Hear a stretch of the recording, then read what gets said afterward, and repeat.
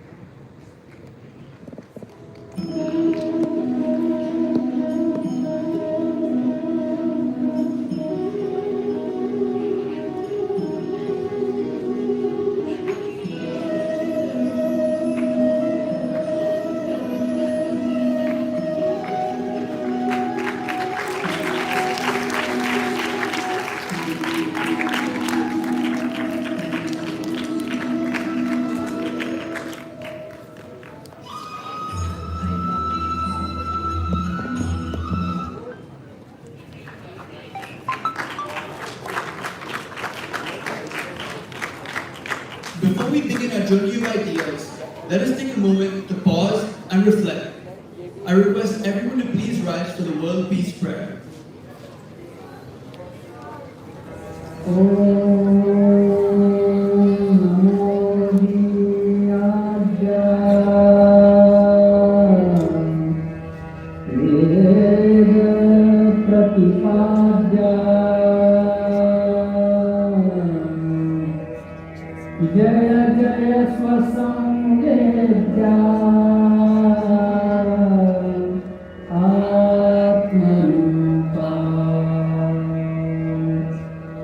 देवाकृति Ganeshu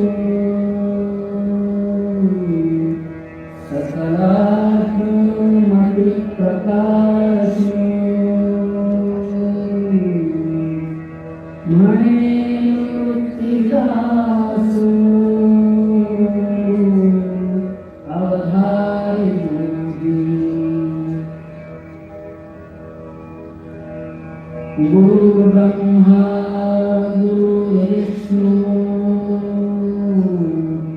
Gurudeva Maheshwara,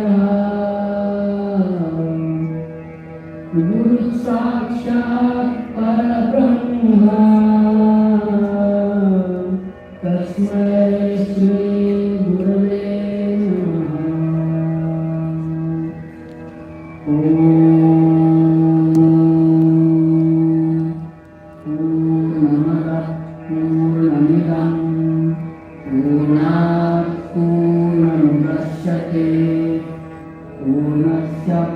Namaha.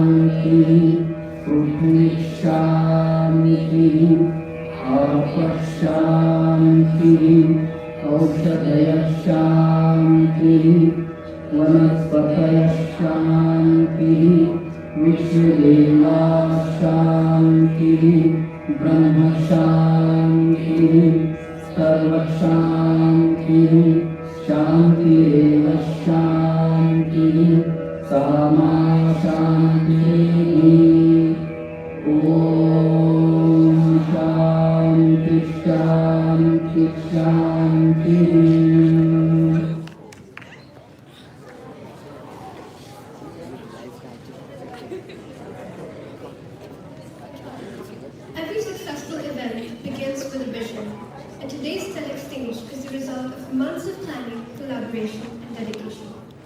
Behind the scenes, a team has worked tirelessly to bring together the speakers, ideas, and the experiences that we're about to witness today. To share the journey behind this initiative and the thought process that brought this event to life, we invite our organizer, Ms. 𝗔𝗕𝗢𝗧, to address the gathering.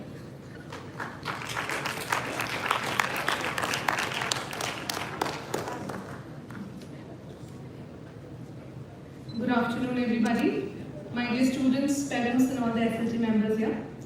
It's my absolute pleasure to welcome you today to TEDx Gurukul Youth, centered around the powerful theme, Navigating New Frontiers. Every generation stands at the edge of new possibilities. Today, we live in a time where the world is changing faster than ever before. Technology is advancing, ideas are evolving, and young minds are challenging the way we think about the future. These changes create what we call new frontier, spaces of opportunity that require curiosity, courage, and creativity to explore. But navigating new frontiers is not only about discovering new places or technologies. It's about exploring new ways of thinking, questioning old assumptions, and finding innovative solutions to challenge our world, to the challenges our world faces. This is exactly what today's speakers have done. Each of them brings a unique idea perspective, or story that reflects the spirit of exploration and discovery. Through their experiences and insights, they will invite us to think differently, challenge ourselves, and perhaps even see the world through a new lens. Today's event is not just about listening to talks. It is about sparking conversations, inspiring actions, and encouraging each one of us to reflect on how we can contribute to shaping the future. As you listen to our speakers today, I encourage you to stay curious, ask questions, reflect on the ideas being shared. You never know which idea might inspire you to begin navigating your own new frontier. With that, I warmly welcome you to TEDx Gurukul Youth once again, and I hope today's talks inspire you to explore, innovate, and courageously navigate the new frontiers ahead. Thank you.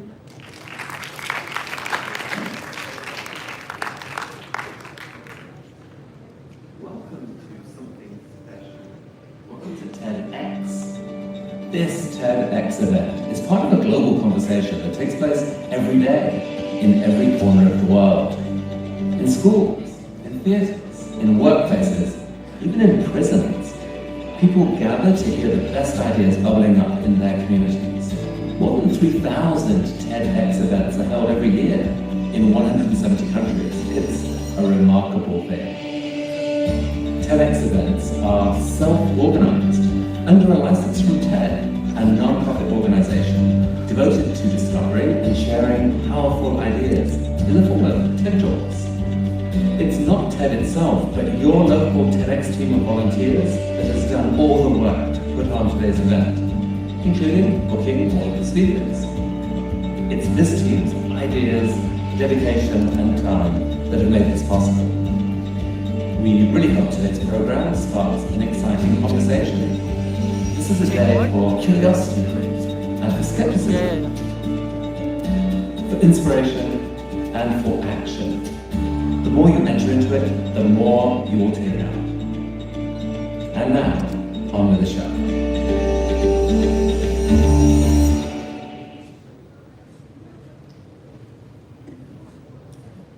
At the intersection of creativity, culture, and storytelling lies 𝗔𝗕𝗢𝗨𝗧.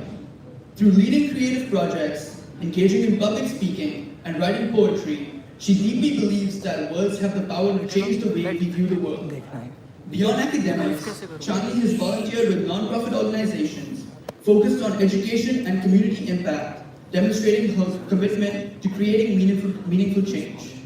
As she looks toward building a future in the environmental, social, and governance field, she reminds us that ideas and storytelling can inspire action. Please join me in warmly welcoming 𝗔𝗕𝗢𝗨𝗧 to the TEDx stage.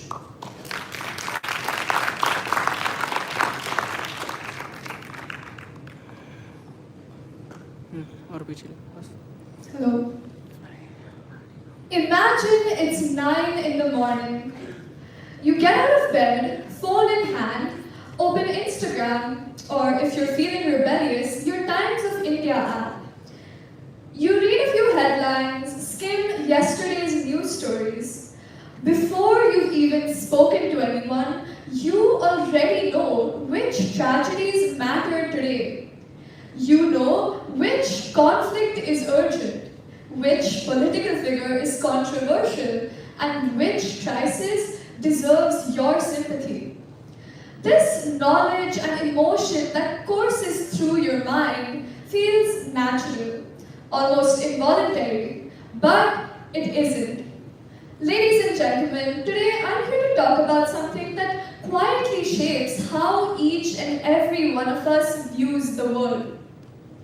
As we navigate the new frontiers in modern journalism, today the most powerful and essential decisions being made isn't in legislation or technology, but in the very information that reaches us, the citizens.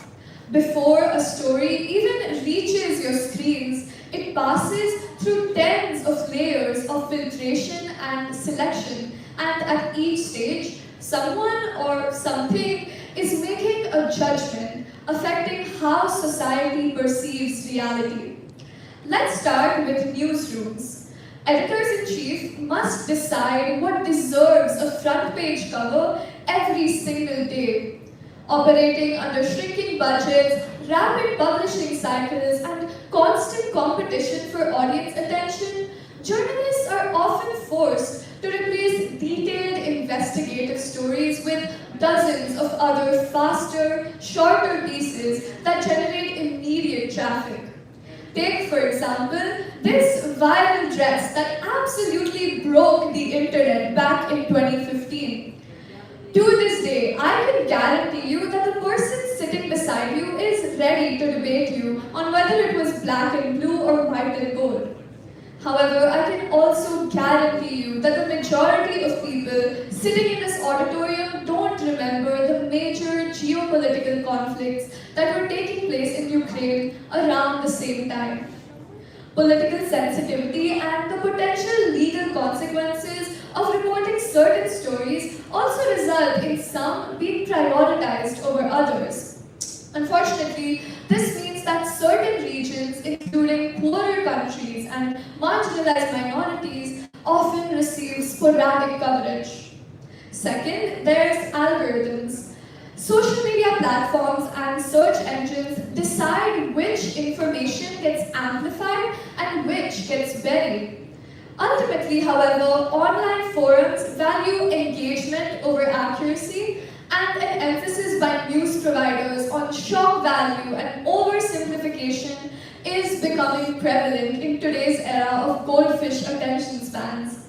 Gone are the days when your dad's cup of tea in the morning would be accompanied by the newspaper. Today, you find him strolling Facebook or LinkedIn and getting his daily news dose from an online feed cluttered with advertisements and rage bait.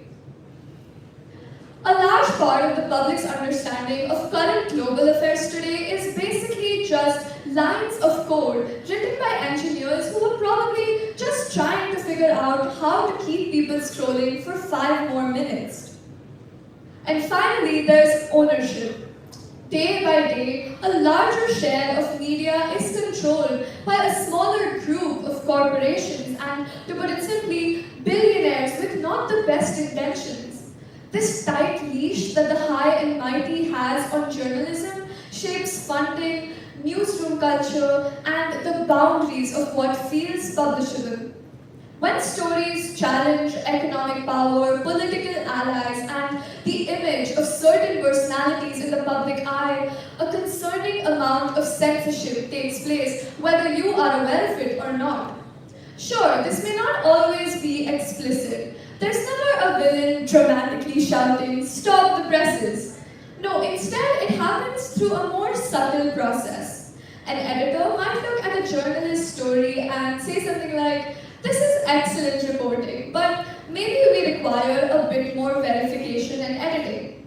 And then a bit more verification and editing. And then a bit more, and eventually the original story gets lost somewhere along the way. Now, I want you to remember the Air India Flight 171 plane crash in Ahmedabad that took place recently. Among the many devastating details of the event, one particular story quickly captured the attention of people worldwide. The sole survivor of the tragedy, Vishwashanti Gurukul. Media outlets rushed to amplify his story, his name, his background, even his seat number, 11A, and rightfully so. Now, compare that to the way stories involving individuals connected to wealth and power are covered. The young women that were victim to the Epstein Island occurrences, and the pages and pages of rich, influential men whose names were simply redacted from the documents. Today, stories that are low risk and centered on emotional narratives are amplified, while those that implicate people in power are slowed down and anonymized. So when we ask, who gets to play God, we are not questioning belief or intention, but we are talking about power. The power to decide which stories are given names, faces, timelines, and resolutions, and which stories are simply reduced to fragments or sometimes erased entirely. Independent journalism and collaborative investigative networks, however, are increasingly challenging the influence of power on media. One of the most significant examples is the Panama Papers investigation, where hundreds of journalists across the world collaborated to analyze millions of leaked documents to expose where some of the world's most powerful people had hidden their wealth. This is very reassuring because if journalists across continents can cooperate to expose corruption, then surely the rest of us can cooperate enough to at least read beyond the first headline. Journalism does not merely document reality, but it constructs the framework through which society perceives reality. Navigating this frontier thus demands us to do more than just passively consume. It requires the ability to know and understand when reality is curated. Because in a world where those who shape what is seen and published ultimately shape what is believed and remembered. And for the record, I think the dress was white and gold. Thank you very much.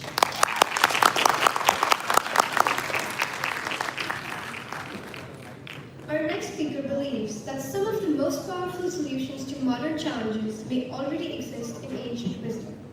𝗖𝗛𝗔𝗡𝗡𝗟 Grover is a student deeply interested in philosophy, leadership, and global perspectives.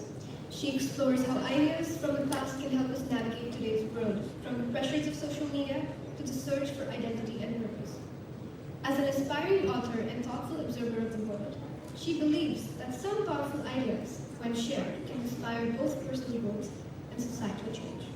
Through her reflections, 𝗖𝗛𝗔𝗡𝗟 invites us to pause, question the illusions around us, and rediscover timeless insights that can guide how we can understand ourselves and the world we live in. Please welcome 𝗖𝗛𝗔𝗡𝗟 Grover to the TEDx stage.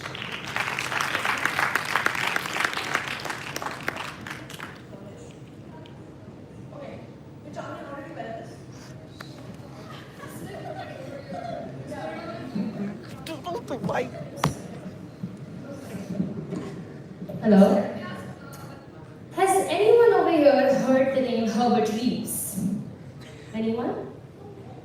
Well, I'll be glad to tell you that he is a French-Canadian astrophysicist who once very rightly quoted, "Man is the most insane species." Stay with me. He worships an invisible God and destroys a visible nature, unaware that this visible nature is the God he's worshipping. Humans are complex beings. Isn't that a fact? And our approach to life has always remained a fascinating mystery to me. The way we view the world is constantly evolving, shaped by our experiences, cultures, and ironically by social media. In today's fast-paced world, many of our beliefs and choices are influenced by trends, or so I like to call it, the pressure to keep up. People often say that humans are on a never-ending quest to discover our purpose in life. Sounds really big.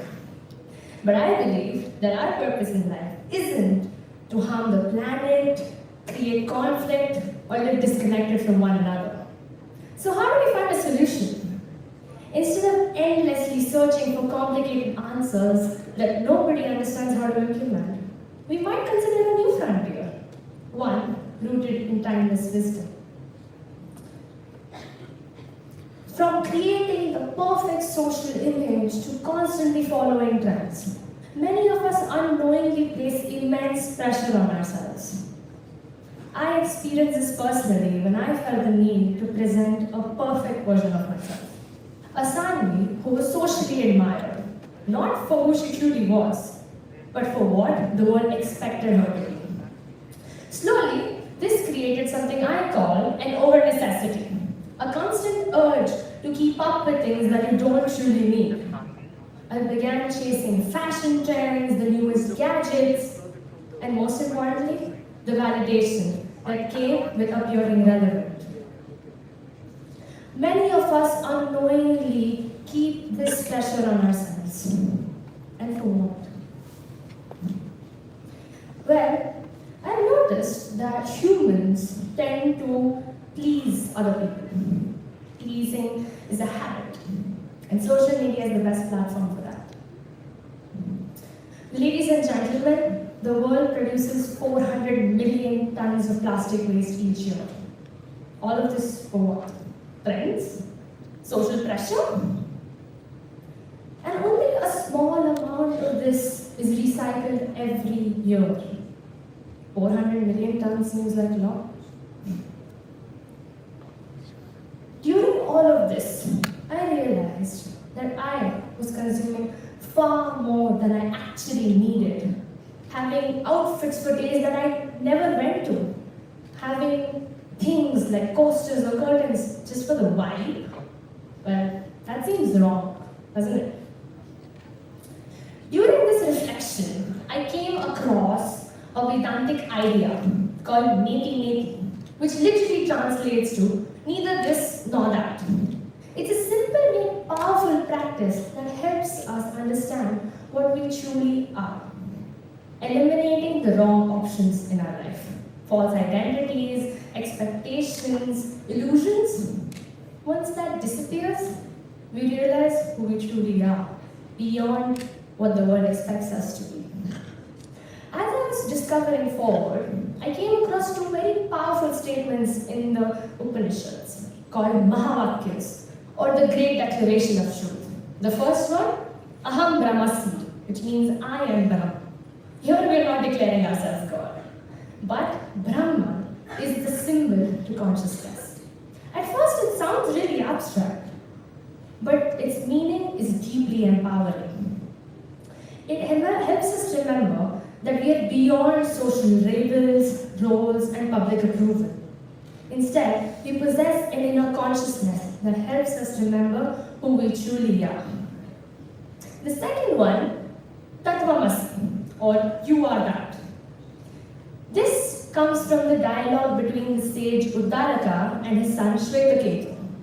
The sage explains that as a clay pot can be molded in many forms, a pot, a plate, a vase, the clay's essence remains the same.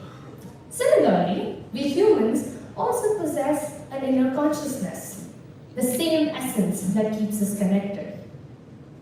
If this unity is true, why do we feel so separated? Ancient philosophy has the answer to that also. Maya. Maya is the great deceiver. It's the illusion that keeps us trapped in the endless cycle of consumerism and competition. According to the Oxford Dictionary, Maya is the power by which the universe becomes manifest, the illusion or appearance of the phenomenal world.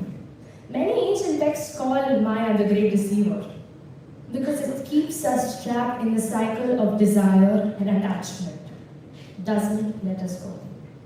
When we are unaware of this Maya, we tend to chase it like our life depends on it. But once we become aware of it, something powerful happens. The illusion that divides us begins to fade. Instead, we connect with something even more powerful, our Atma, our true self. It helps us reach our true potential. That's the idea. Our Atma is something that can go beyond the Maya, chase the world. And each of us possesses this consciousness, every single one of you. As Tattvamasi very rightly mentions, I am the same as you, and you are the same as me. If we all possess this similar consciousness, think about it. What kind of a world can we create together? A world where every conscious effort can take you to places you always dreamt. A consciousness that can change you from within. Let's pause and reflect, question the illusions around us. Understanding this ancient wisdom was the first step to reaching my true potential. And the best part is, it's not just limited to me. Each one of you can pause, reflect, and question the illusion around us. Because this world is filled with this Maya. Many of us are trapped in this. And only our Atman can help us come out of it. And sometimes to discover the self, it requires only one thing: solitude. Not loneliness, friends, but the ability to enjoy your own company, to observe your thoughts, and to understand who you truly are beyond the noise of the world. So let's step out of this illusion. How? Question: do I need that shirt today? I don't think so. Do I have one very nicely pressed shirt at home? Yes. Am I saving money? Yes. Am I saving the planet? Definitely yes. Question what you actually need. And sometimes the smallest shift in awareness can bring about the biggest transformation in your lives.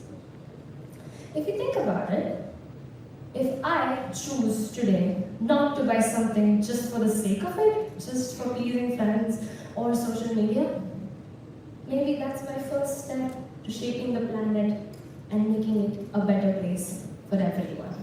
Because obviously, awareness is the first step. And maybe, just maybe, that awareness can lead to something powerful and phenomenal. Because let's be honest, humans are selfish beings. And if we are being selfish, let's be selfish for the right reasons. Reasons that I have only one planet to live on. Reasons that I want to breathe good air. Reasons that I call this place home. So let's be selfish. But let's be selfish for what we truly are, not for what the world expects us to be. Thank you.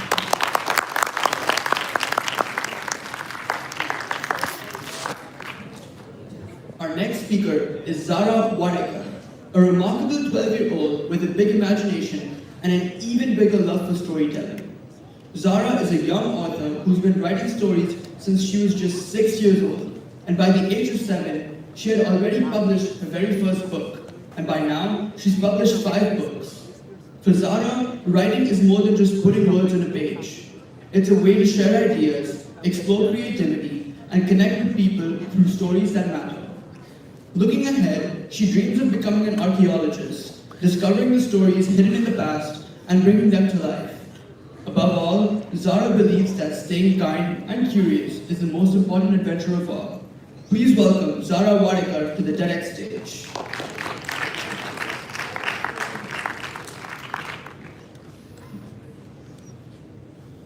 Keep your hand up if you've ever walked into a new room and immediately wanted to walk back out.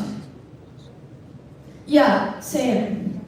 I used to think navigating new territories meant explorers, astronauts, dramatic music and flag planting. Turns out, it also means walking into a new school cafeteria, holding a lunch tray like it's emotional support equipment. When I moved to India last year, I walked into my new school with what I like to call main character energy for 3 seconds. Then I realized nobody here knew me. At my old school, people knew my jokes, teachers knew my name, and my friends knew that if I got quiet, something was wrong. Here, I was new girl, free trial version, no features unlocked, no reviews, not even a picture. Would you like to leave a review? No, nobody was leaving a review. Being new is a special kind of strange. When you drop your pencil, it sounds like a drum solo. When you laugh at the wrong time, you've started a one-person comedy show and nobody bought a ticket. And when you try to join a conversation, hi, I am a person who does things. Day 4, I became best friends with my water bottle. We both had a lot in common. Neither of us said anything. But here's the thing nobody tells you about feeling uncomfortable. Your brain switches on. Scientists call it neuroplasticity, which is the brain's ability to rewire itself and build new connections. I googled this, by the way. My mom thought I was doing homework. I was, Kind of. I'll call it something simpler. Your brain doing push-ups. Every awkward smile, one push-up. Every voice crack saying hi, another push-up. Every lonely lunch, push-up. And here's the thing about push-ups. They're supposed to be hard. If they were easy, they wouldn't work. So why do we try to run from the awkward moments? We tell kids, fit in, don't stand up, don't be weird. But weird isn't wrong. It's just originality before it becomes popular. And when you felt invisible, you started to notice other invisible people. The quiet kid by the window, the kid who came after me and looked even more lost than I was. The kid who always eats lunch alone and pretends to check their phone. I know that move. I invented that move. And suddenly, I realized something I could not have realized before. Awkward moments don't just train your brain, they train your heart. 3 months after I arrived, a new girl joined my class. She was holding her lunch tray like, well, you know. I walked up to her and said hi. That's it, just hi. But I knew how much the hi meant, because someone had once needed to say it to me. Crossing territories didn't make me smaller, it made me kinder, braver, more aware. So maybe feeling out of place isn't a mistake. Maybe it's training. Training for empathy, training for courage, and training for leadership. Because the kids who learn to survive awkward moments often become the ones brave enough to change things. So, the next time you feel out of place, disconnected, like the Wi-Fi that just won't connect, don't panic. Your brain is just doing push-ups. And those mental muscles, they won't just help you fit in.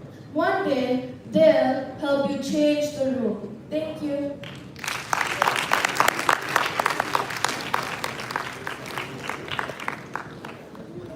An aspiring researcher in biology, 𝗔𝗕𝗢𝗨𝗧 dreams of unlocking the secrets of life itself. Her interests lie at the crossroads of science, humanities, and the arts, where she approaches problems with creativity and unique perspectives. Greedy for the stage in theatre and public speaking alike, 𝗔𝗕𝗢𝗨𝗧 hopes to one day take her passion to the debate ground, where the changing landscape of biology shows an increasing need for legal and ethical interventions by governing bodies. Please welcome 𝗔𝗕𝗢𝗨𝗧 to the TEDx stage.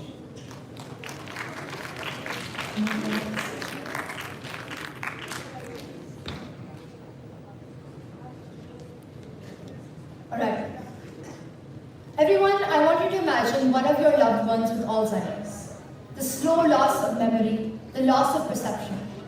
I want you to imagine your loved one forgetting who you are. Everybody, please fix that image in your minds. Now, what if I told you that there is a potential cure for Alzheimer's? And not just Alzheimer's, but Parkinson's and diabetes as well. And what if I told you that the same science that could make this cure possible could potentially cause the apocalypse? I'm sure there are a few people here, or maybe more of you, if you're DC fans, have heard of Superman and Bizarro. Superman, the hero of Metropolis, and Bizarro, his vaguely Frankenstein-like flipped version, his opposite, you could say, which is actually an apt metaphor for life and its flipped counterpart, mirror life. I want everyone to please hold up your hands in front of you. Everyone in the audience, please do so. Now please try to twist your hands so that your left hand looks just like a right hand. Has anyone in the audience succeeded in making your left hand look like a right hand? No, right? This is because our hands are mirror images of one another. In chemistry, this is called chirality, or for our purposes, handedness. Chemically identical molecules, which are mirror images of one another, are called enantiometers, formerly Lewis and Dexter for the Latin for left and right. Enantiometers occur naturally in nature. All living things have left-handed amino acids and right-handed DNA. Just so. However, what if there was a type of life where this chirality was flipped? Welcome to mirror life. If life as we know it is Superman, then mirror life is bizarre, or flipped version, quite literally. Scientists hypothesize, scientists at Stanford, that we could potentially synthesize a mirror cell in the lab in the next 15 to 30 years. Alien, right? In fact, mirror life could help in our search for alien life. You see, when a lot of people think of aliens, right, what comes to mind is probably a small green humanoid with unfathomable technology like E.T. However, when scientists search for aliens, they're searching for the most primitive, simplest forms of life. For example, bacteria, or even protocells that are just beginning to cross the threshold into life. However, we only know how to test for chiral life, naturally chiral life, like life on Earth. Hypothetically, if there was some other planet where mirror life existed and we only tested for naturally chiral life, it would have proved to have shown a false negative. Life, alien life, could be right under our noses, and we don't know anything about it. Alright, away from aliens and back to Earth. Does everyone remember that at the start I told you to fix the image of one of your loved ones undergoing Alzheimer's in your brain? How would mirror life help in treating diseases such as Alzheimer's? You see, one challenge that a lot of protein-based drugs face is that the drugs, they get broken down by the enzymes in our body. So when the drug gets delivered into your bloodstream, you've got enzymes that are kind of like the molecular police of the body, okay? They walk and wander around, they're trying to break all the molecules down, and they find a molecule that they can break down, and it fits into the little slot called the active site, and it breaks. However, this does not occur with mirror biomolecules. No matter which way you try to orient a mirror biomolecule, it will not be able to fit into the enzyme's active slot, and thus will stay longer in our bloodstream. This will lead to a more sustainable and much more effective treatment, because the drug stays much longer in our bloodstream. Now, how will this help Parkinson's specifically? Parkinson's, Alzheimer's. Let's talk about Alzheimer's. So, the development of Alzheimer's occurs when small plaques, protein plaques, form in our brain and start disrupting the neuron function. Kind of like when you brush your hair and all the hair goes down the sink and it gets clogged and you have to call it a plumber. That's because it disrupts the water flow, the flow of electricity in our brain. So what mirror proteins would do is that they would gather around those plaques, kind of like the plumber, right? He sticks his fingers into the drain and he pulls out the hair. Kind of like that. They're going to isolate the plaques far away from the neurons and keep them away to slow down the development of the disease. And the best thing is that these drugs could stay potentially indefinitely in the body and even in the brain because they can't get broken down. However, there is a reason why mirror cell research is so heavily controlled. You see, mirror cells cannot interact chemically with all types of chiral life. So they kind of move through our world like ghosts. They're physically there, right? You can study them under the slide, you can see them under the microscope, but chemically, they would not be able to interact with any type of life. Now, how many of you here have recently had a bacterial infection? Please raise your hands. Alright, I see quite a few of you, and I'm assuming that you would use antibiotics to treat it, right? Scientists say that antibiotics would be completely ineffective against mirror bacteria. Additionally, our own immune systems would not recognize these mirror cells as living because they can't interact with them. The immune system, the immune system, when you feel sick, when you have a bacterial infection, it starts to find the source of the infection and kills the cells. But because it wouldn't recognize these mirror cells as living, it would start attacking our own body. Mirror cells would be unstoppable if they get out of the lab. Additionally, all sorts of natural feedback mechanisms, which in nature help to keep populations controlled, to stop one species from taking over the world, like for example, predator-prey interactions, parasitism, or even infection would be ineffective against these mirror cells. They would take over the world if they are unleashed. This could lead to the creation of a potentially dangerous bioweapon that could destroy the world. You see, does everyone remember when COVID happened, all the governments tried to contain COVID? They initiated lockdowns, stopped flights, you couldn't go into a flight without a mask. Does everybody remember that? However, COVID still became a global pandemic. The same thing would happen with mirror cells, and it would potentially kill all natural chiral life on Earth.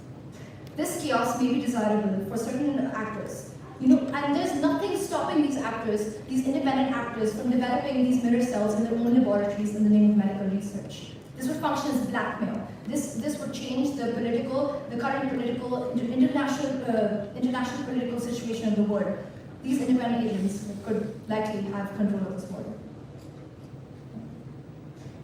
A lot of scientists have called for a halt on this mere cell research, but we have opened Pandora's box. Despite all of the risks that it has, because it does have risks, the potential benefits are still there. We've opened Pandora's box. We can't put back the knowledge that we have already unleashed. How will our world adapt to this new threat? What new legal systems will have to be put into place? What new political measures will be taken to enforce these legal systems? And the most important question, how far are we willing to go with this kind of research? Are we willing to play God? Thank you.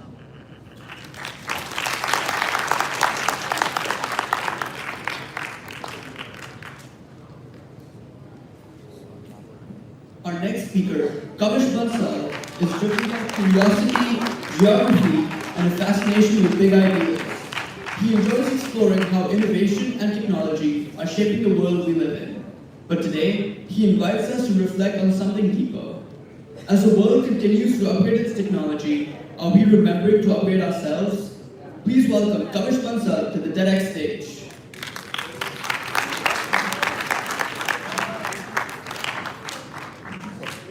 Every week, I call my sister in the UK and I don't hold back. I tell her I'm tired of being the reliable one, the perfect one, the one who has it all figured out. And she listens. She's incredible. But then, the call ends and suddenly the silence in the room feels twice as heavy. I've offloaded the words across an ocean, but I'm still standing in the same pressure cooker. And I've realized a painful truth. Being heard 6,000 miles away is not the same thing as being seen by the people standing right in front of you. I saw a video a long time ago that really stuck with me. It shows a phone from 150 years ago compared to a phone from today. Huge difference, right? Now stay with me here. It shows a car from 150 years ago compared to a car today. Huge difference, right? But here is the new frontier we are talking about, our internal world. If you look at how we managed stress 150 years ago, by bottling it up, by prioritizing reputation over reality, by pretending to be unbreakable, then you compare it to how we're handling stress today, and it looks exactly the same. We've modernized our medicine, our communication, even our travel, but when it comes to the most important thing we own, our emotional well-being, we're still using an 1870s manual. The new frontier is in space. It's the confession gap. It's the distance between our digital confessions, where we tell the truth to people far away, and our local reality, where we wear a mask of perfection for the people we see every single day.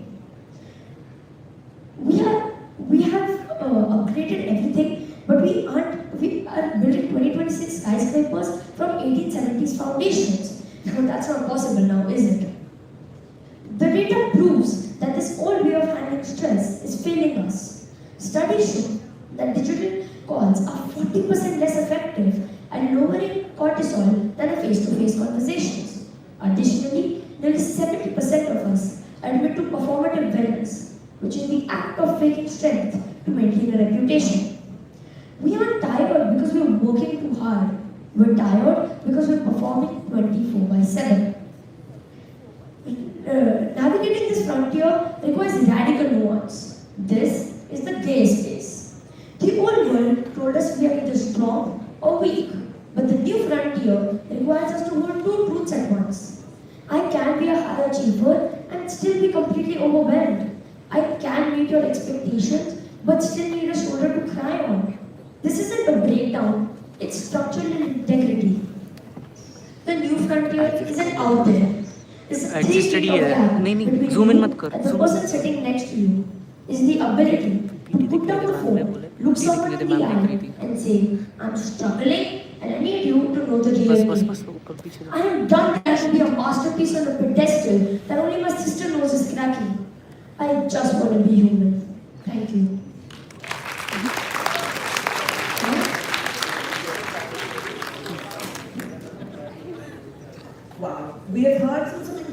speakers, and some refreshing ideas. Before we move into our musical performance, let's jog our minds with some quick riddles for all of you. Are you all ready for some riddles? I have no voice, yet I speak. I have no hands, yet I guide. I live in pages, screens, and minds alike. Who am I? You're right. No, wait, no. A book. A book. Yes, knowledge is the right answer. The next one. I start in one mind, yet I move without legs. I grow as I am shared, yet I have no body. What am I? Yes, the right answer is an idea. I have no destination, yet I always move forward. I'm measured by moments, yet I never stop. What am I?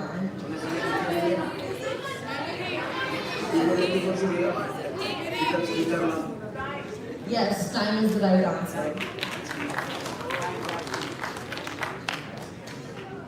We've already explored some incredible ideas. Ideas that challenge perspectives, spark curiosity, and push us to think beyond what we know. But navigating new frontiers isn't just about ideas and words, it's also about expression. And one of the most powerful forms of expression is music. Music is a way of connecting people without needing explanation.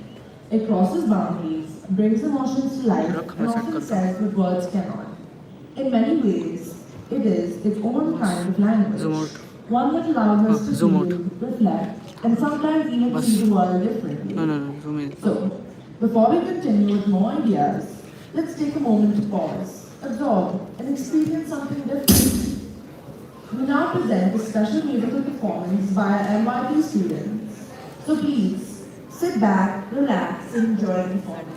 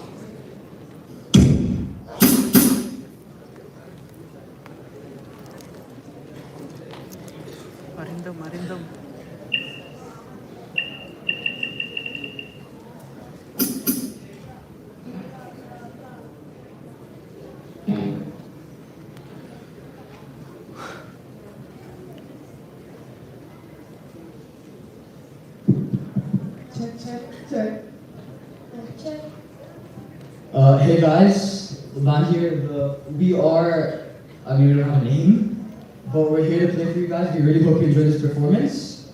Just a quick intro, because I don't want to bore any of you with any speech. We have Ranveer on the drums. We have Naomi as our singer. We have Sana as our other singer. We have me, Aman. We have Jonah as our guitarist. And I forgot our bassist's name, but Agartha, yeah. Mic बंद करो मालक जो भी mic बंद करो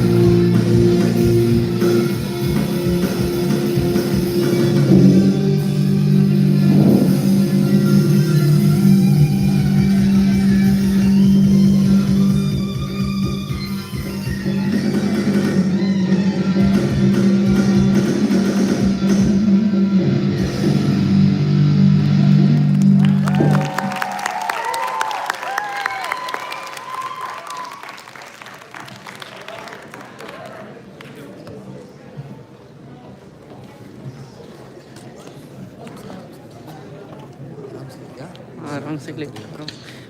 इधर इधर ठीक है ना? देख सरक सरक सरका कर स्विच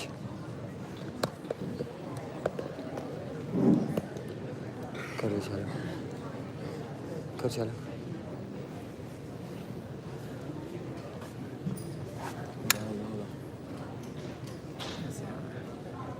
ठीक है।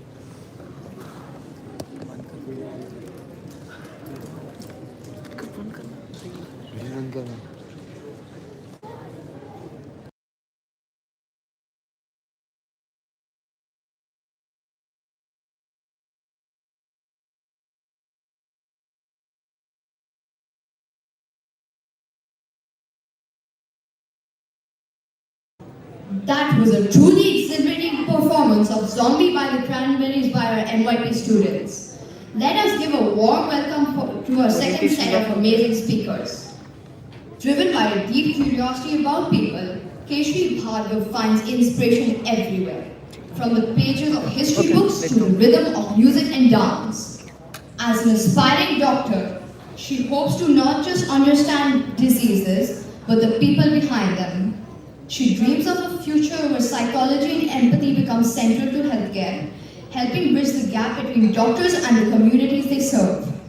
Please welcome 𝗖𝗛𝗢𝗧 to the TEDx stage. This knife here in our hand is a miracle. It has the power to cure a disease that just a few decades ago was in death and tax. It's a result of 20 years of research and billions of dollars in funding. However, as we navigate the new frontiers in modern science, we realize that even the most powerful and advanced medicines are useless if the patient never reaches the clinic to receive it. You see, in healthcare, we're actually navigating two quite different maps. The first map is the frontier of biology. It's the scientific map. It talks about the heart rates, the cure rates, clinical diagnosis, CT scans, MRI scans. It's good, logical, and predictable. On the other hand, we have the human map. It's a frontier of psychology. It talks about the patient mindset, the doctor mindset, the fear of judgment, and the social stigma. However, there's a specific term for the important fear found on the human map. It's known as 𝗖𝗛𝗢𝗧, the clinical fear of doctors. Now, some of us here, they might sound amusing, or not. But to a patient sitting in their car in the hospital parking lot, it's not just a fancy Greek word. It's a barrier. It's a wall they don't know how to cross. We've all heard the phrase, an apple a day keeps the doctor away. This phrase, on the surface, is quite simple. A simple advice asking you to take care of your health, have a healthy diet, and prevent diseases. However, when you look at the second part, it's like peeling the surface off and looking at something deep and dark inside. A picture of a doctor portrayed in such a way that creates a gap between the doctor and the patients. Today I want to talk about how the next frontier in medicine isn't just about better drugs. It's the understanding that how can we navigate the human map and also bridging the gap between the doctors and the patients. Please raise your hand if you've ever felt scared to go for a doctor's appointment. Raise your hand if you've used Google search or AI prompts instead of going to a real doctor. Keep raising your hand if you trusted those search results. Please keep your hands down. Thank you. I grew up around doctors, meaning my vacations were the classic nanny's house vacations. They often included overhearing phone calls, conversations about hospital and from the hospital. And those stories were rarely about the scientific map. They were about the human map. The patient who hesitated to talk about the symptoms, the patient who waited so long to get diagnosed, and the patient who knew something was wrong but just didn't say it. Medicine doesn't just deal with biology, it also deals with psychology. Take hepatitis C for example. We have a cure rate of over 95%, yet millions remain undiagnosed because fear of judgment, social stigma, and 𝗖𝗛𝗢𝗧 are mountains patients are not ready to climb, even if it is at the risk of their own health. We say prevention is better than cure. This phrase is almost a mathematical truth or a statement.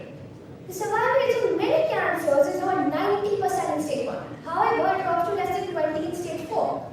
Prevention is the ultimate frontier in medicine. However, it can only truly work when the patient feels safe enough to be heard and to be seen. in their careers and how they're bridging the gap between themselves and their patients, I've conducted a survey within the medical community. 80% of the doctors I surveyed see patients in a life-saving diagnosis very often, specifically because of iatrophobia or social stigma. 100% of respondents, every single doctor, confirm that patient trust, patient cooperation are primary predictors of whether treatment will succeed. And over 60% of the doctors I surveyed admitted that they personally feel that emotional pressure and stress because of patient mistrust. However, the most revealing parts of this investigation weren't really these statistics. They were the misconceptions, the common misconceptions noted by the doctors. One doctor noted a very common heartbreak. Many patients think doctors are only money-minded. Is that a truth we subconsciously want to do? Because of the doctors I surveyed, the reality is the emotional toll of trying to convince a patient to trust science over a hoax. Another reminded us that the public often overlooks the most important part of the doctor-patient relationship, that healing is a shared responsibility. Without the cooperation, clear communication and collaboration of both the doctor and the patient cannot truly heal. But perhaps the quote that stayed with me the most was from a surgeon who wrote, "The biggest challenge isn't the surgery, it's the belief that doctors must have all the answers at all times." That is reflected in that last statement. Most of us here expect our doctors to be infallible, to have perfection, to have all the right answers at all times. However, we often forget that when you choose perfection over human connection, you lose the trust, that communication that allows you to truly heal. So the next frontier in medicine isn't just about discovering new molecules. It's understanding that when a person walks through the clinic doors or the hospital gates, they're not just bringing a story with themselves, they're also bringing body to be checked upon. Psychology and biology should be balanced for a good healthcare system. Finally, I challenge you. The next time you feel that fear flickering in yourself, or that, should the Google search or an AI prompt decide your fate, don't. Be the explorer of your own health. Choose the human connection, cross the barrier of hesitation, and walk through the door. Because the greatest discovery in medicine isn't a drug or a medicine vaccine. It's a trust that allows you to truly heal. Thank you so much.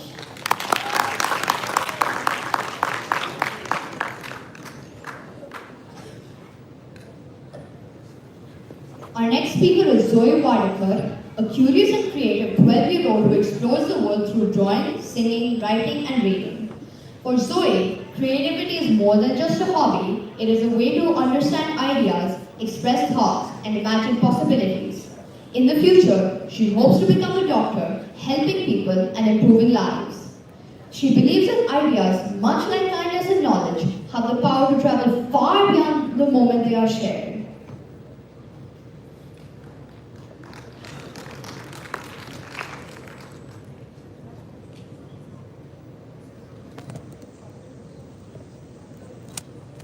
I crossed 3 borders to stand here today.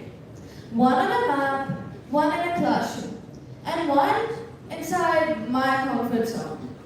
Trust me, that last one, way harder than the other two. Hello everyone. Just so you know, I recently moved from Australia to India, which sounds like a wonderful adventure, until you try to cross the road here.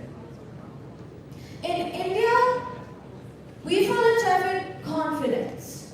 Cars don't stop, they negotiate. And the honking, that's not noise, that's networking. I think my first week here, I developed a genuine superpower. Crossing 4 lanes of traffic, using only eye contact and hope. Mostly hope. But roads weren't the hardest frontier. People were.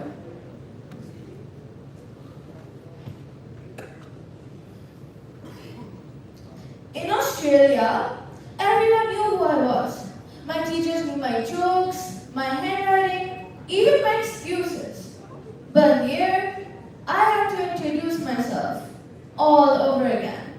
And here's the strange thing about that. In Australia, whenever I tell a joke, everyone laughed immediately. In India, they laughed too, just 5 seconds later. I wasn't confused. I was buffering internationally. And It was not. It was a life lesson. I didn't cry, let's just say my eyes respected the spice. That day I learned that courage can be spicy. But something interesting happens when you move between cultures. You start noticing things you've never noticed before. How people greet each other, how families share food, how completely different people solve the same problem in completely different ways. You begin to realize the world isn't just one way of thinking, it's many. Researchers call this cultural intelligence, meaning the ability to understand and adapt across cultures. And the research is clear. People who cross cultural frontiers become better collaborators, better leaders, and better problem solvers. So moving countries didn't just change my school.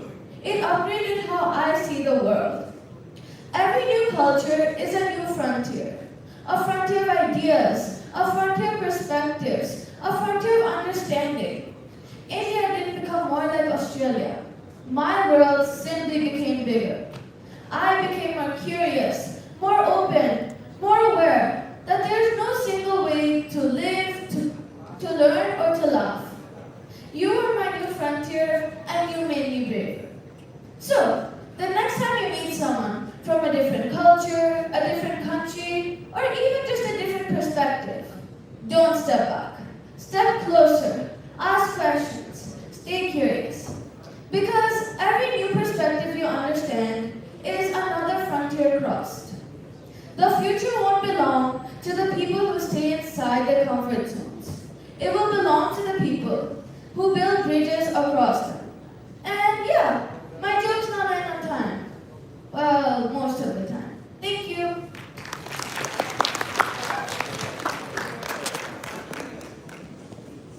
For 𝗔𝗕𝗢𝗧, TEDx represents more than just a stage. It is a place where ideas encourage us to think deeper about the world around us. Fascinated by technology and artificial intelligence, Om is especially interested in how these innovations shape our daily lives. He hopes one day to become an AI engineer, helping create technologies that are powerful, responsible, and beneficial for society.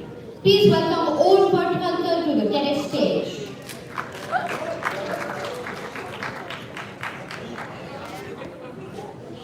A few weeks ago, while preparing for this very speech, I did something slightly ironic. Instead of going through my ideas and writing them on my notepad, I just opened ChatGPT and told it to write me a 7-minute TEDx speech on artificial intelligence. Instantly, my screen was flooded with paragraphs, each with clear, structured, argumentative points, and even a conclusion. I just remember pausing for a moment and staring blankly at my screen.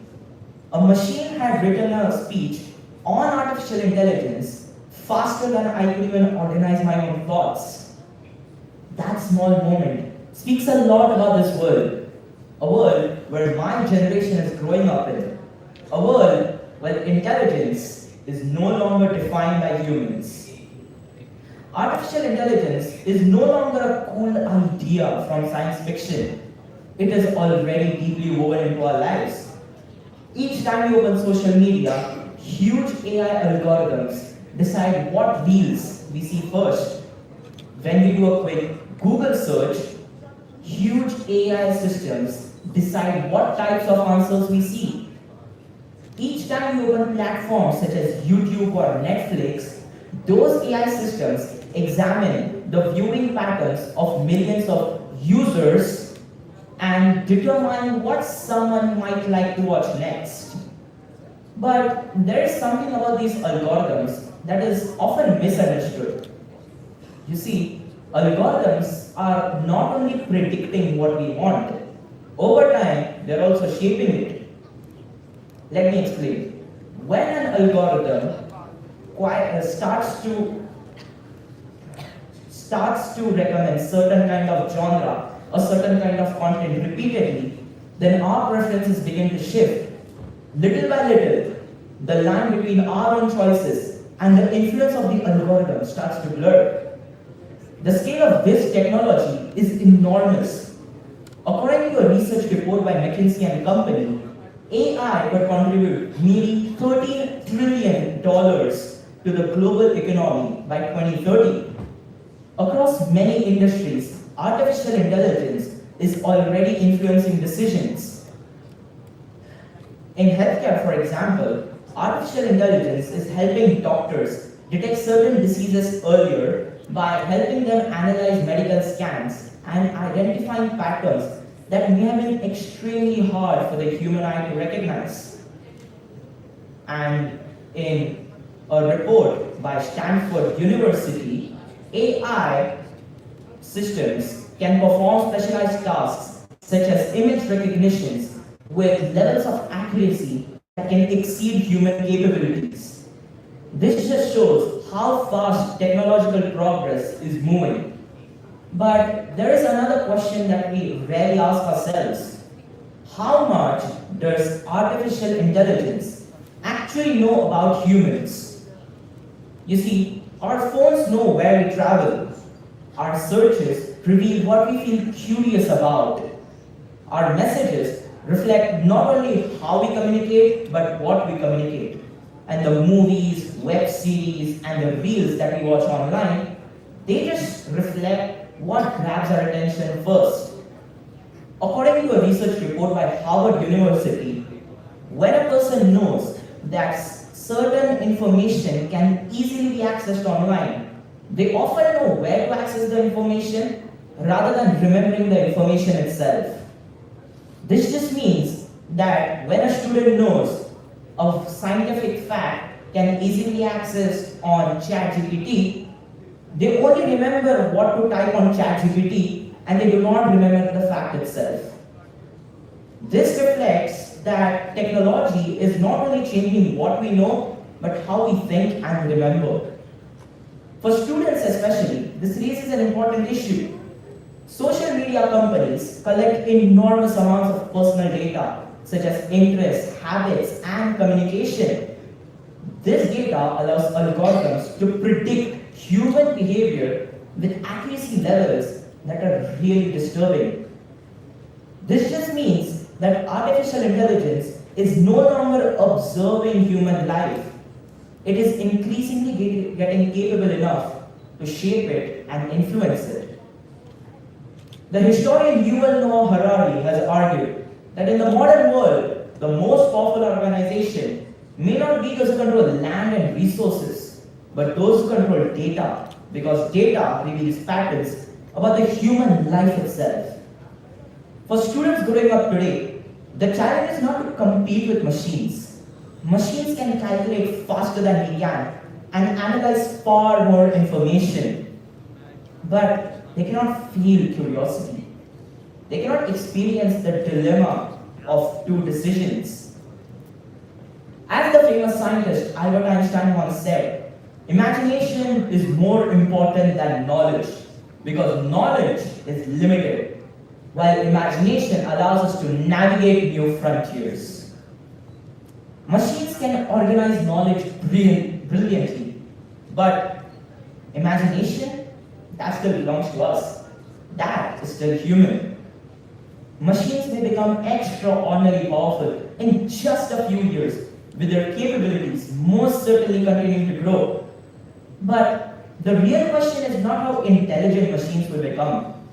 The real question is whether humans will remain to choose thoughtful, curious, and responsible while using them. And that's why I as a human believe that if we continue to ask such questions, remain thoughtful, curious, and responsible, even when technology offers us shortcuts, then artificial intelligence will remain what it was always meant to be, an extension of human intelligence, not a substitute for it. Now that I'm done with my TEDx, I just want you all to answer one simple question. I'm pretty sure you remember the part where I said I used ChatGPT to write me a TEDx speech. Well, the TEDx speech that I just spoke was the one that the ChatGPT gave me, or the one that I wrote by myself. Thank you.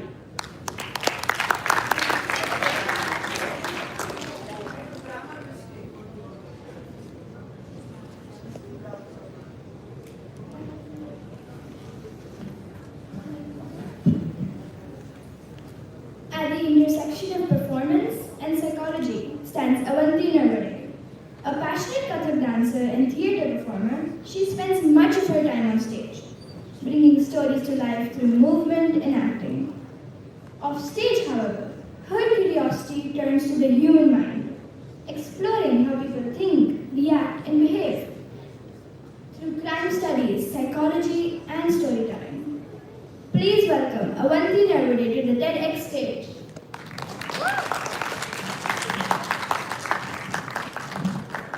Hello everyone. So why doesn't failure translate into action? I believe you must have asked yourself sometime. Because it is a truth universally acknowledged that failure is a chance to learn and to grow. That failure is the greatest teacher of all.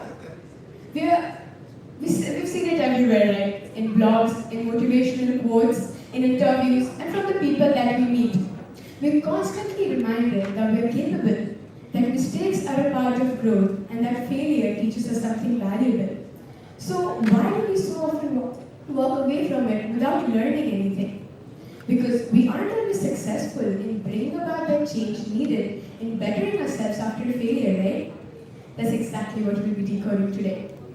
So let's start by understanding what failure is, and by understanding what it is not first, and then what effect it has on our brain, by then getting a deeper understanding of what it is.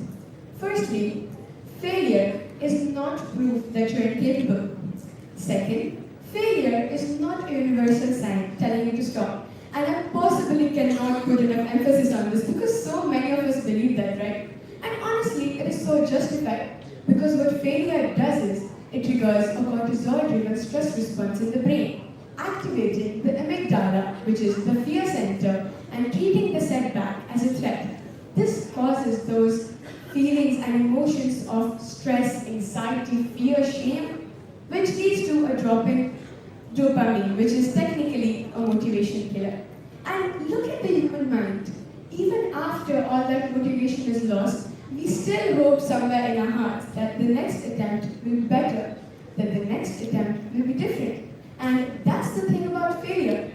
Failure does not guarantee that the next attempt will be different. What I'm trying to say is, just because you have failed once does not mean that you have changed or improved for the better. I know it's a harsh sentence. But now what's the cognitive cause of it? We understood the biological cause, but by understanding that, we're not going to improve. What's the cognitive cause of it? Would anybody like to answer? Come on guys, we face it every day. Okay, it's caused by decision fatigue leading to laziness. Now, Avanti, why are you telling us this? Like, what's the context? Because I suffered from decision fatigue for a long time in my life. And after researching more on the topic, what I found was, there was a research on decision fatigue by Roy Baumeister that shows that decision making consumes mental energy. The more often we decide whether to act or not, the more likely we are to fall back on what feels familiar, like familiar habits. That means that when change depends on daily motivation, our past identity almost always has an advantage. Not because it is better, but because it is easier to maintain. Okay, now after acquiring deep knowledge on what failure is and its effects, let's proceed towards the solution because that's the best part. So I want all of you to close your eyes. Okay? Come on, close your eyes. And now think of that one failure that has stuck with you till date. Something you can't get out of your head. Okay. Now, so I want you now to determine whether the solution that I propose actually works for your problem or not. And the solution, ladies and gentlemen, is consistency. Yay, another boring topic. Stay with me. It's not. I'm going to narrate it through a story to make sure that it actually sticks. And you don't go home and think, oh, it's a boring topic, I don't want to think about it. Okay, story time. So, once upon a time, there was a boy called Arya. Neither was he a topper, nor was he a backbencher. He was somewhere in between, like the most of us. He was the kind who wanted to do better desperately, who made ambitious plans, who said things like, I'll start from tomorrow.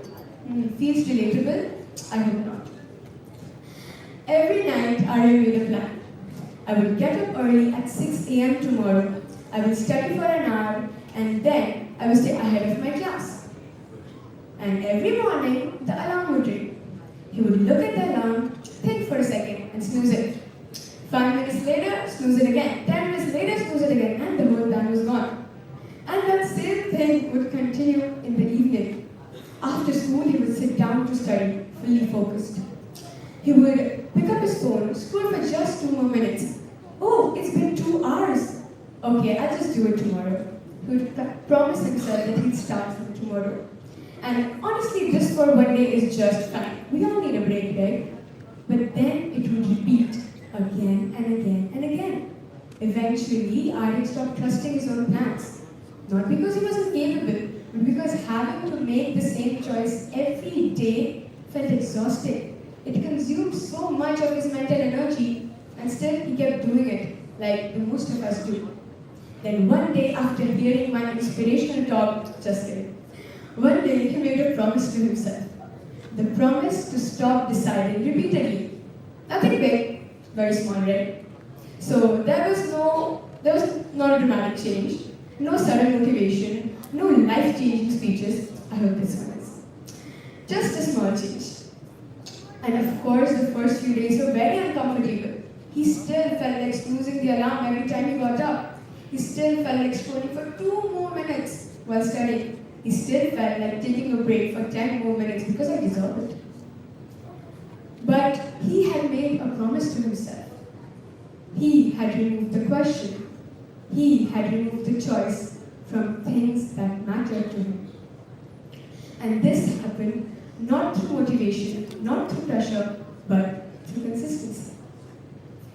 Now, I hope all of you understood that and tried to relate to Aryan's story.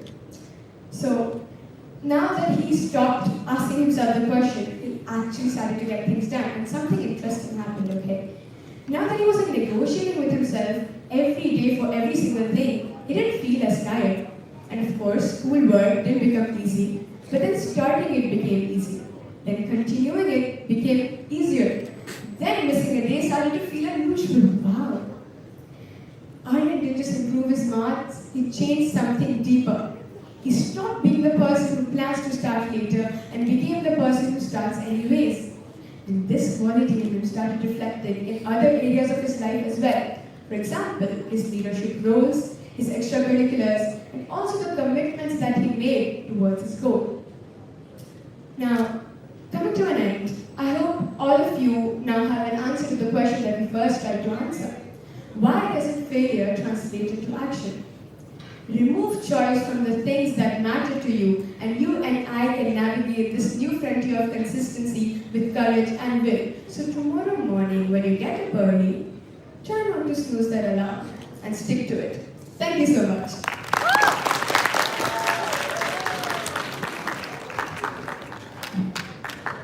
Our next speaker is Pavni Joshi, a creative and curious student with a love for both the performing arts and the environment. Through singing and drama, she expresses ideas in powerful and engaging ways. Looking ahead, Pavni hopes to contribute to sustainable technology and help design greener, cleaner cities. Please bring Pavni Joshi to the TEDx stage.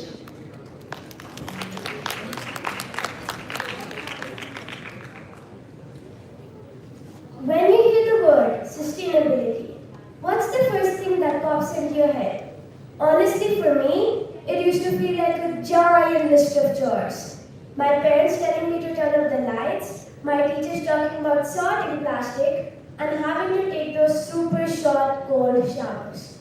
For a long time, we've been told that to save the planet, we, as kids and adults, have to work 10 times harder. But I'm here to talk about a new frontier, a place where you don't have to struggle to be green, because the world around you is smart enough to do it for you. I call this the invisible green city. Think about it. Why hasn't anyone started saving the planet yet? It's not because people don't care. It's because being green is kind of annoying and difficult. We're busy with school, exams, and we're just trying to live our lives. We forget the lights. We're not always sure which bin the chocolate wrapper goes in. This is the wall we've hit. And let me show you how high that wall really is. Every single day in India, we generate nearly 1.85 lakh tons of solid waste. That's over 5.5 million tons of waste in every single month. To put that in perspective, every single person in an Indian city, including everyone in this room, produces about 600 grams of waste today alone. By the end of the month, you will have personally added 18 kilos to that pile. We don't just need better bins. We need invisible innovation. We need AI that acts like the brain of our houses and our streets, making the eco-friendly choice the only choice, without us even having to think about it. A popular company known as Siemens is creating autonomous buildings. That's a fancy way of saying buildings that can build on their own. Instead of you having to turn on the AC, the building uses sensors to see who is in the room and adjust itself. This saves 30% more energy and nobody has to touch a single switch. That's what I mean by invisible. India is exploring avenues too. A startup called 𝗖𝗛𝗔𝗡𝗡𝗟 is helping farmers by using AI and satellites to see exactly what the plants need, saving millions of liters of water. 𝗔𝗕𝗢𝗪 robotic systems have created an AI eye called mentor-mentee, which can see through a pile of trash and sort it at lightning speed, way faster and way better than any human ever could. Or look at Fool.co. They collect tons of temple waste and turn it into leather, a biodegradable vegan leather. They aren't just doing less harm. They're creating something actually useful out of what we used to call trash. So why is this a frontier? Because we're stopping the blame game. We aren't just asking people to do less or to suffer more. We're creating a world that does more for us. When technology handles the boring parts of being green, we can do what humans do best: create and innovate. We can have a comfortable life and a healthy planet. We don't have to choose. Technology is just a tool, but vision is the frontier. We're standing at the edge of a world where progress and the planet actually help each other. We're building a world that does more for us. The frontier is here. It's smart, it's invisible, and it's waiting for us. Together we can make the world healthier, happier, and most importantly, ready for us. Thank you, and keep believing.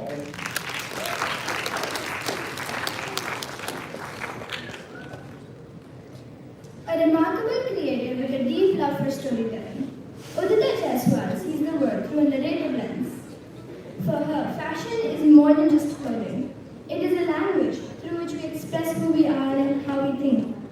She dreams of a world where fashion becomes a tool for empathy and self-awareness. Please welcome 𝗔𝗕𝗢𝗪 to the TEDx stage.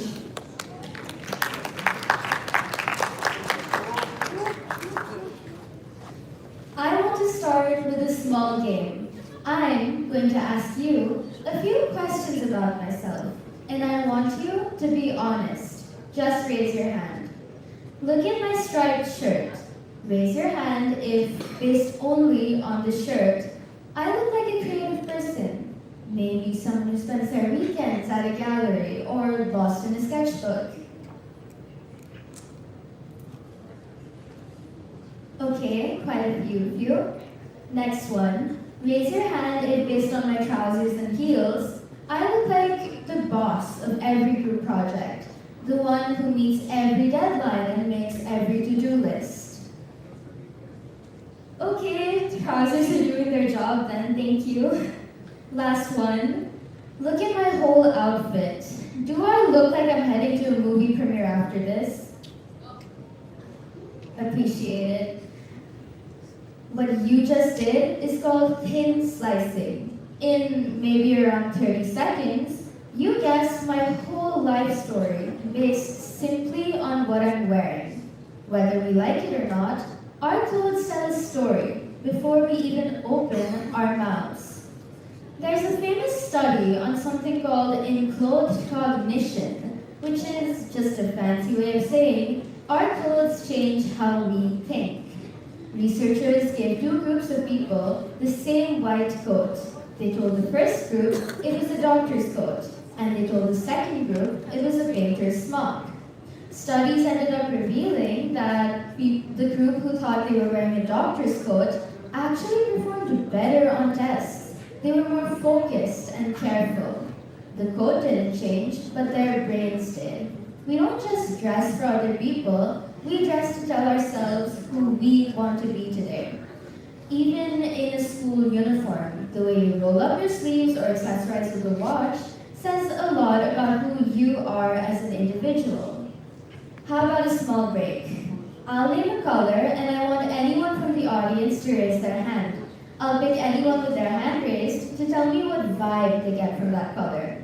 Ready? Red. Black. Oh, weird. Mint green. Okay. Psychology says you're right.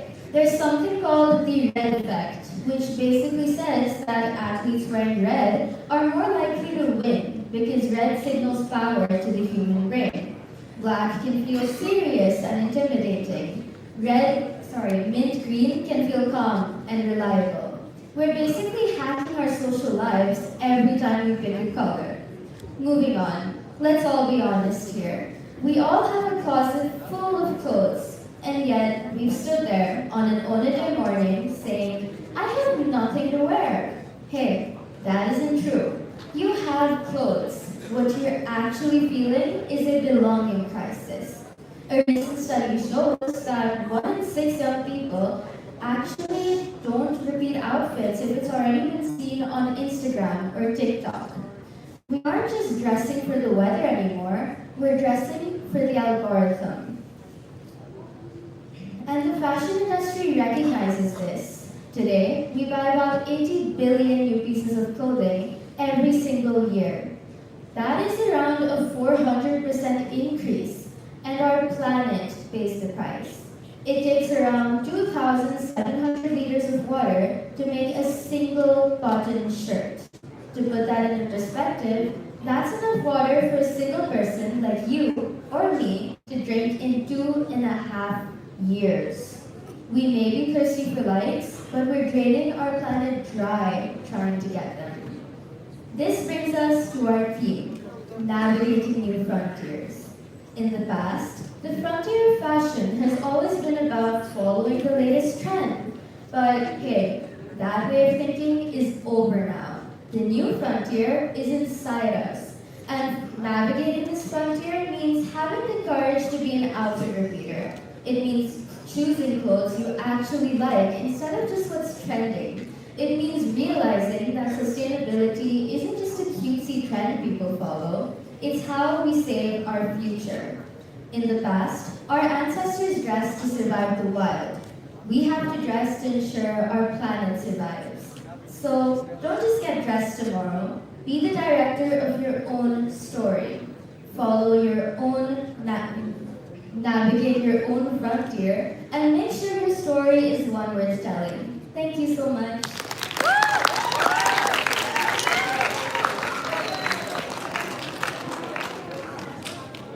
Our final speaker brings wisdom, experience, and perspective to today's stage. Ms. Abha is a dedicated teacher who enjoys reading children's literature and baking in her free time.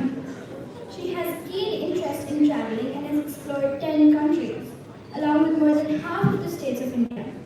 She values spending quality time with her family and believes in learning from the experiences of others, viewing each day as an opportunity for growth. She is deeply committed to building professional learning communities and takes pride in supporting and learning alongside her colleagues. Please join me in welcoming Abha ma'am to the TEDx stage.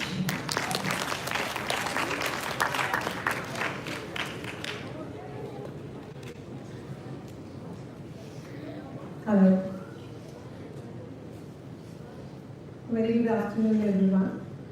When we are talking about new frontiers, new age frontiers, how can we forget about the future of education?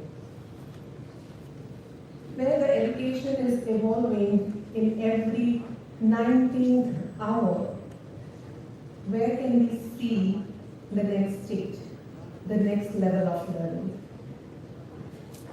Are being educators, we are aligning ourselves with the requirement that we need to align with the curriculum requirements. Let's see. Let me begin with a simple image. The child walks into the classroom with something incredibly powerful in his bag, in his pocket. Is that the laptop, the mobile phone, or the plethora of information? And how we are dealing with this information in the classroom as educators. 20 years back, learning was waiting for the information. But now, learning is navigating information. And that's the new age frontier. Technology has not just entered in the education industry, it has reshaped the term of learning itself. According to UNESCO, when pandemic hit in 2022, the schools were pushed to close. Whereas 1.5 billion of the students worldwide were switched to remote education, remote learning. With this shift, what we exposed, a powerful paradigm. Out of that 1.5 billion of the student population, 463 million learners were not able to access to that remote learning. And what was the reason? The reason was poor infrastructure, lack devices,